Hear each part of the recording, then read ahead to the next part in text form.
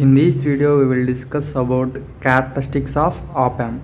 Last video lo manam em chusukunnam what is op-amp and the basic symbol and the pin diagram and advantages of the op-amp anedi last video lo chusukunnam. In this video, we will discuss about characteristic of op-amp. There are two characteristics, DC characteristics and AC characteristics. DC characteristics అంటే ఏంటంటే the DC characteristics describes the behavior of op-amp.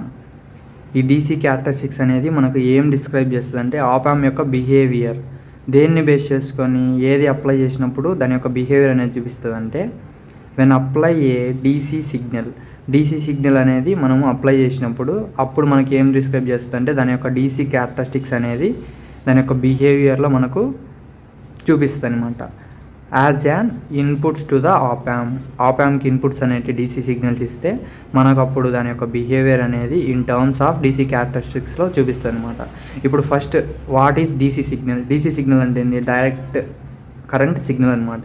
Direct current అంటే ఎలా ఉంటుంది? ఇలా ఉంటుంది అనమాట. Direct ఉంటుంది అంటే ఇలా ఉంటుంది. ఏసీ సిగ్నల్ అంటే ఇలా సైకిల్స్ అనేవి ఉండవు, నెగిటివ్ సైకిల్ ఆఫ్ సైకిల్స్ అనేవి ఉండకుండా డీసీ అంటే ఇలా స్ట్రైట్గా డైరెక్ట్ కరెంట్ ఉంటుంది. అది కాన్స్టెంట్ సిగ్నల్స్ అనమాట. దీంతో ఈ డీసీ క్యారెక్టరిస్టిక్స్లో what are the characteristics involved in DC characteristics అంటే ఇన్పుట్ బయాస్ కరెంట్, దాన్ని ఏమంటామంటే ఐబిఐ అంటే లాస్ట్ నుంచి చూసుకోవాలి. ఐ అంటే ఇన్పుట్, బి అంటే బయాస్, ఐ అంటే current, IBI. Next input offset current, I అంటే ఇన్పుట్, ఓ అంటే ఆఫ్సెట్, ఐ అంటే కరెంట్ అనమాట. Input offset voltage VOI. Next common mode rejection ratio, next power supply rejection ratio, thermal drift. These are the characteristics of DC ఆప్-యాంప్. ఇప్పుడు దీన్ని 1 by 1 IC bias current అంటే ఏంది అలా 1 by 1 దాని గురించి చూసుకుందాం. నార్మల్గా మనం ఒక ఆపరేషనల్ యాంప్లిఫైర్ అంటే ఎలా ఉంటుంది, ఆపరేషన్ యాంప్లిఫైర్ అనేది ఎలా ఉంటుందో చూద్దాం. ఆపరేషన్ యాంప్లిఫైర్ అంటే ఇలా ఉంటుంది. ఇది వచ్చేసి అవుట్పుట్, నెక్స్ట్ ఇన్పుట్ వచ్చేసి ఒకటేమో ఇన్వర్టింగ్, ఇంకోటి వచ్చేసి నాన్ ఇన్వర్టింగ్. ఇన్వర్టింగ్ ఏమో positive negative sign, non inverting వచ్చేసి నెగిటివ్ సైన్. ఇది వచ్చేసి మనం దీన్ని ఏమంటామంటే ఆపరేషన్ యాంప్లిఫైర్ అంటాం, షార్ట్ ఫామ్లో ఆప్-యాంప్ అంటాం అనమాట. ఇది మనకి నెక్స్ట్ ఇప్పుడు ఇక్కడ క్యారెక్టరిస్టిక్స్ చూసుకుంటే ఇప్పుడు మన టాపిక్లోకి వద్దాం. ఇన్పుట్ బయాస్ కరెంట్ అంటే ఏంటి? The average current of two input terminals ఏమేమి ఇచ్చినాం ఇందాక, inverting and non inverting inputs of op amp is called input bias current అంటాం. దీన్ని ఏమంటామంటే ఇన్పుట్ బయాస్ కరెంట్ అంటాం. అంటే యావరేజ్ అంటే రెండు కరెంట్ల యొక్క యావరేజ్ని మనము ఇన్పుట్ బయాస్ కరెంట్ అంటాం. ఇక్కడ చూసుకుంటే మీకు అర్థమవుతుంది. యావరేజ్ అంటే ఏంది? Some of observation by number of observation. Some of observation అంటే ఏంది? కరెంట్, ఇక్కడ కరెంటే కదా యావరేజ్ కరెంట్ అన్నాం కాబట్టి IB minus plus IB plus by 2. అంటే నెంబర్ ఆఫ్ అబ్జర్వేషన్స్ అంటే ఏంది? 2 ఉన్నాయి, ఐబీ ప్లస్ ఐబీ మైనస్ 2 ఉన్నాయి కాబట్టి బై 2 చేసుకుంటాం. అంటే IBI equal to IB plus IB minus by 2. ఇది వచ్చేసి ఇన్పుట్ బయాస్ కరెంట్ అంటాం. నెక్స్ట్ ఇన్పుట్ ఆఫ్సెట్ కరెంట్ అంటే ఏంటో చూద్దాం. ఇన్పుట్ ఆఫ్సెట్ కరెంట్ అంటే ఏంటంటే the difference of current between inverting and non inverting input terminals of the op amp is called input offset current. ఈ input offset current అంటే ఏంటంటే రెండు ఉంటాయి కదా, ఐబీ ప్లస్ ఐబీ మైనస్. దీని యొక్క డిఫరెన్స్ అంటే ఏంటంటే మనకు మైనస్ సింబల్, డిఫరెన్స్ అంటే దాని యొక్క మైనస్ని, దాని యొక్క డిఫరెన్స్ని మనం ఏమంటామంటే ఇన్పుట్ ఆఫ్సెట్ కరెంట్ అంటాం అనమాట. ఇది మనకి డయాగ్రాము. ఐ అంటే ఇన్పుట్, ఓ అంటే ఆఫ్సెట్, ఐ అంటే current. Input offset current IB plus minus IB minus ఇలా మాడ్యులస్ పెడితే మనకు మ్యాగ్నిట్యూడ్ అంటాం. అంటే మనకు నెగిటివ్ వచ్చినా మనకు పాజిటివ్ అయిపోతుంది అనమాట. నెక్స్ట్ ఇన్పుట్ ఆఫ్సెట్ వోల్టేజ్ అంటే the voltage applied at input terminals ఏంది? ప్రతి చోట రాయడం అవసరం లేదు. ఇన్పుట్ టర్మినల్స్ అంటే inverting and non inverting terminals of op amp to make the output voltage is 0. Input offset voltage అంటే ఇన్పుట్ టెర్మినల్స్ అనేవి అప్లై చేసినప్పుడు ఆప్ యాంప్కి అప్పుడేమొస్తుంది, అవుట్పుట్ అనేది మనకు 0 వస్తే దాన్నే మనం ఏమంటామంటే ఇన్పుట్ ఆఫ్సెట్ వోల్టేజ్ అంటాం. కరెంట్ అంటే డిఫరెన్స్ వచ్చింది. ఇక్కడ ఏంది, బయాస్ కరెంట్ అంటే ఏమొచ్చింది, యావరేజ్ వచ్చింది. ఇక్కడ voltage, input voltage offset voltage ఏమొచ్చిందంటే మనకి V1 V2 అనేవి అప్లై చేసినప్పుడు మనకేమొస్తుంది అంటే VOI అంటే ఇన్పుట్ ఆఫ్సెట్ వోల్టేజ్. అప్పుడు V1 = V2 అవుతుంది అనమాట. అంటే ఈ రెండు సేమ్ అంటే ఇది 5 volts ఇస్తే ఇది కూడా 5 volts, రెండు 5 అంటే ఏంది, V1 = V2. రెండు ఈక్వల్ అయినప్పుడు ఏమవుతుంది అంటే మనకు output voltage is 0. Output voltage వచ్చేసి మనకు 0 అవుతుంది. దాన్ని ఏమంటామంటే ఇన్పుట్ ఆఫ్సెట్ వోల్టేజ్ అంటాం. Next CMRR, common mode rejection ratio. It is defined as the ratio of differential gain to the common mode gain.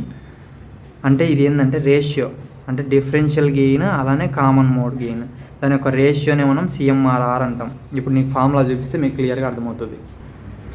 ఆ ఫార్ములా చూస్తే మనకు అర్థమవుతుంది. ఆ ఫార్ములా చూద్దాం చూడండి. ఇప్పుడు వచ్చేసి the ability of the op amp to reject the common mode signal. ఇదేంటంటే మనకు ఆ కామన్ మోడ్ ఉంటుంది కదా, ఆ రెండు అంటే ప్రతి రెండు అంటే V1 V2 అనేది రెండు సేమ్ ఉంటాయి అనమాట. అంటే V1 5 ఉంటే V2 5 అలా సేమ్ ఉంటుంది. అలా ఇప్పుడు ఏముంటుంది అంటే V1 V2 అనేది ఇలా ఉంటే మనం కామన్ ఇన్పుట్ అనేది ఇస్తాం. 5 volts అనేది రెండు దాంట్లో కలిపిస్తాం. అంటే 2.5 ఒకటి 2.5 ఒకటి అలా ఇస్తాం అనమాట. ఇప్పుడు దీని ఫార్ములా చూస్తే దీని డెఫినేషన్ అనేది అర్థమవుతుంది. Differential gain to common mode gain. ఇదండి, ఇక్కడ మనము వోల్టేజ్ అనేది రెండు దాంట్లో కామన్ ఇచ్చేసినాం. అంటే ఇది వచ్చేసి మనకు VC అనుకోండి, ఇది కామన్ ఇచ్చేస్తే దీన్ని మనం ఏమంటామంటే కామన్ మోడ్ రిజెక్షన్ రేషియో అంటాం. CMRR అంటే AD/AC అంటే differential gain by common mode gain అని చెప్పినా కదా. దీని యొక్క రేషియోనే మనం ఏమంటామంటే కామన్ మోడ్ రిజెక్షన్ రేషియో అంటాం. Next power supply rejection ratio, PSRR, the ability of the op amp to reject the power supply variation. ఇక్కడ ఏంటంటే ఎంత దాని యొక్క ఎబిలిటీ రిజెక్ట్ చేస్తుందో దాన్ని మనం ఏమంటామంటే పవర్ని రిజెక్ట్ చేస్తుందో దాన్ని మనం ఏమంటామంటే PSRR అంటాం. PSRR defined as the ratio of changing input offset voltage through the change in power supply voltage. దీని యొక్క రేషియో ఏంటంటే మనకు ఇన్పుట్ ఆఫ్సెట్ వోల్టేజ్ బై దాని యొక్క సోర్స్ వోల్టేజ్. దాని యొక్క రేషియోనే మనం ఏమంటామంటే PSRR అంటాం. నెక్స్ట్ థర్మల్ డ్రిఫ్ట్ అంటే it is defined as the change in DC characteristics of op amp. IBI అంటే input bias current, IOI input offset current, input offset voltage due to changes in the temperature is noun as thermal drift.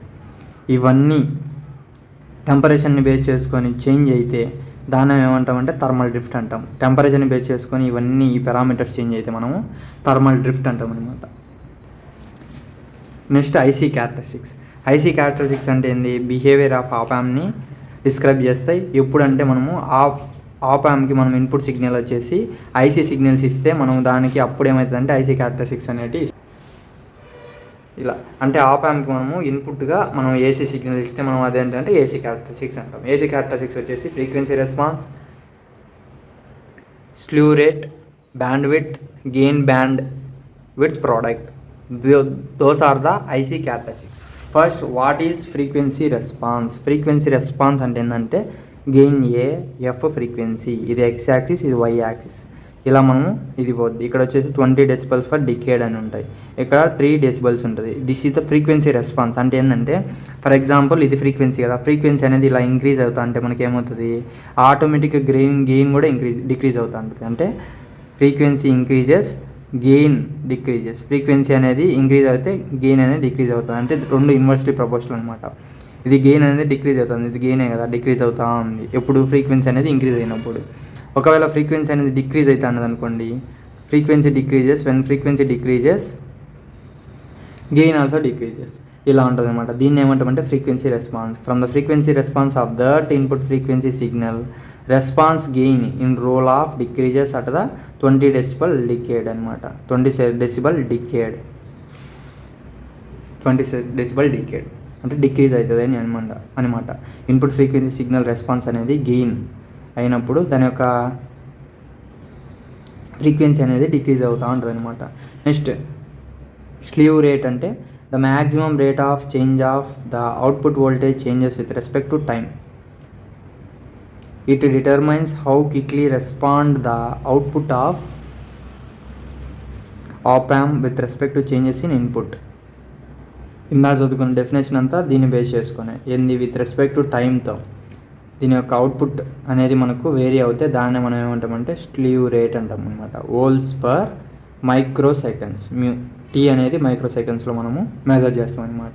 Next bandwidth, the range of frequency over which the op amp can amplify the gain achieved as 70.7% of maximum gain.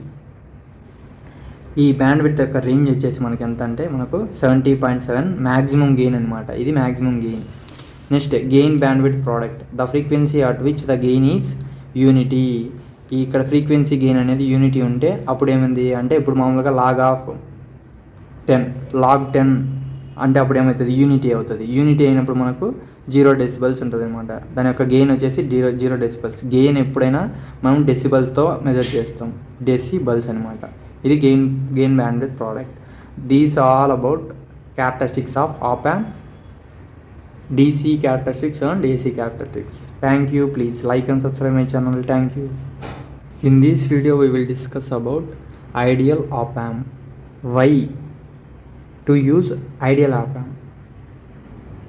Why means నార్మల్గా op amp ఉంది కదా, operational amplifier ఉంది కదా, why to you go ideal op amp అని మన question raise అవుతుంది కదా. Op amp ఉన్నా మళ్ళీ ఐడియల్ ఆప్ యాంప్కి ఎందుకు వెళ్తున్నామంటే ఈ ఐడియల్ ఆప్ యాంప్ అనేది used for analysis purpose.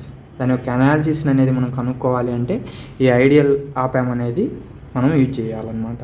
The ideal op amp which is having infinite open loop voltage gain.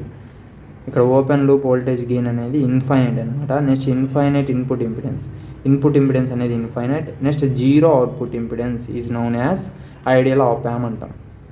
Infinite voltage gain, infinite input impedance, zero output impedance ఇలా ఉంటే దీన్ని ఏమంటామంటే ideal op amp అంటాం. ఇది దీని యొక్క graphical symbol, basic symbol. ఇప్పుడు ఇక్కడ చూసుకుంటే చూడండి, ఐడియల్ అంటే ఇన్ఫైనైట్ ఉంటుంది ఇక్కడ. ఇది ZI Z0 అంటే ఇది output impedance, input impedance. AVD అంటే వోల్టేజ్ డిఫరెన్స్ అనమాట. నెక్స్ట్ ఇక్కడ వచ్చేసి పవర్ సప్లై VCC, ఇక్కడ వచ్చేసి నెగిటివ్ పవర్ సప్లై VEE, ఇది అవుట్పుట్ అనమాట.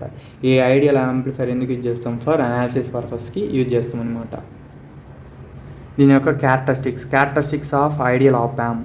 Open loop voltage gain AV equal to infinity. ఈ వోల్టేజ్ గెయిన్ అనేది ఇన్ఫినిటీ ఉంటుంది, ఆల్రెడీ చెప్పినాము. ఇన్పుట్ ఇంపిడెన్స్ VI కూడా ఇన్ఫినిటీ. ఇక్కడ వోల్టేజ్ ఇన్ఫినిటీ ఉంటే ఆటోమేటిక్గా ఇన్పుట్ కూడా ఇన్ఫినిటీ ఉంటుంది. నెక్స్ట్ అవుట్పుట్ ఇంపిడెన్స్ అనేది 0 ఉంటుందని యాజ్ పర్ డెఫినేషన్. ఈ 3 are done also. Next CMRR అంటే common mode rejection ratio infinity. అలానే పవర్ సప్లై రిజెక్షన్ రేషియో కూడా ఇన్ఫినిటీ. ఈ రెండు అనేది ఇన్ఫినిటీ ఉంటాయి. ఎందుకు అంటే మనకి ఇక్కడ అవుట్పుట్ అనేది 0 వచ్చేసింది. నెక్స్ట్ ఇన్పుట్లో ఇచ్చేటన్నీ ఇన్పుట్లో ఇన్ఫినిటీ ఇస్తే ఆటోమేటిక్గా ఈ CMRR, ఈ PSRR అంటే ఈ రెండు ఇన్ఫినిటీ అయితేనే ఈ రెండు ఇన్ఫినిటీ అవుతాయి. అందుకని కాబట్టి ఈ కూడా ఇన్ఫినిటీ అవుతాయి. Next input offset voltage 0, input offset current. ఇక్కడ ఏంది అవుట్పుట్ వోల్టేజ్ అనేది 0 అయిపోయింది కాబట్టి ఇన్పుట్ కూడా 0 అయిపోద్ది. నెక్స్ట్ అవుట్పుట్ కరెంట్ కూడా అంటే V అంటే ఏంది, V ఈక్వల్ టు IR కదా ఓమ్స్ లా ప్రకారం, అప్పుడు కరెంట్ కూడా 0 అయిపోద్ది. నెక్స్ట్ బ్యాండ్ విడ్త్ అనేది మనం అసలు ఊహించలేము, ఇన్ఫినిటీ అవుతుంది అనమాట. This is about ideal op amp and its characteristics. Thank you. Please like and subscribe my channel. Thank you.